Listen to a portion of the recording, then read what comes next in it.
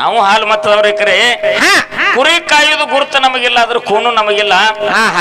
ಬಹುಶಃ ಅವಂಗೂ ಗುರ್ತಿಲ್ಲ, ಯಾಕಂತಂದ್ರ ನಾವು ಅವ್ರು ಹಾಡ್ಕೊತ ಬಂದವ್ರು, ಕುರಿ ಕೂನ್ ನಮಗಿಲ್ಲ. ಇಲ್ಲೆಲ್ಲಾ ಕುರಿ ಕಾಯುವಂತ ಪುಣ್ಯಾತ್ಮರ ನೀವಿದ್ದೀರಿ.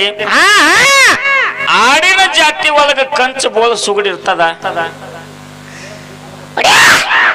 ಸುಗಡಿ ಆಡಿರ್ತಾವ ಇರ್ತಾವಲ್ರಿಪ್ಪ. ಶಂಕರನ ಬೀರ ದೇವ್ರ ಮಾಯವನ ಜೋಡಿ ಹಠ ಹಿಡಿದು ಕುಡ್ದದ್ದು ಕಂಚ ಬೋಲ ಸುಗಡಿ ಕುರಿ ಹಾಲ.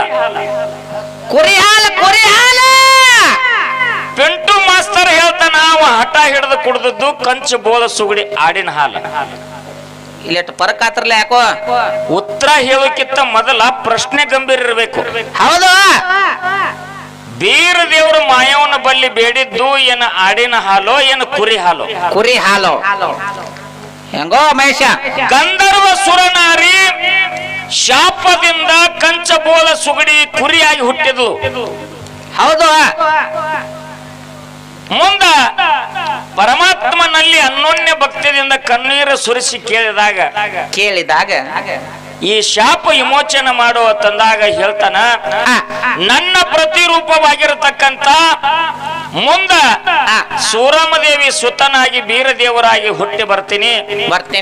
ಯಾವಾಗ ನಾನು ನಮ್ಮ ಅಕ್ಕನ ಕಡೆಯಿಂದ ನಿನ್ನ ಹಾಲು ತರಿಸಿ ಕುಡಿತೀನಿ, ಹಾಲು ಕುಡಿದ ದಿವಸ ನಿನ್ನ ಶಾಪ ವಿಮೋಚನೆಯಾಗಿ ಕುರಿ ಜನ್ಮ ಬಿಟ್ಟ ಮತ್ತ ಗಂಧರ್ವ ಸುರನಾರಿಯಾಗಿ ಹೋಗ್ತಿದೆ ಅಂತ ಕೈಲಾಸದೊಳಗ ಮಾತು ಕೊಟ್ಟಾನ.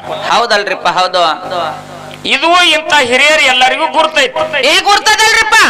ಮತ್ತ ಅದೇ ಮಠ ಮನೆ ಒಳಗಿದ್ದಿರ್ತಕ್ಕಂತ ನಮ್ಮ ಸೋಮರಾಯ ಕಾಕ ಅವ್ರಿಗೂ ಗುರ್ತೈತಿ.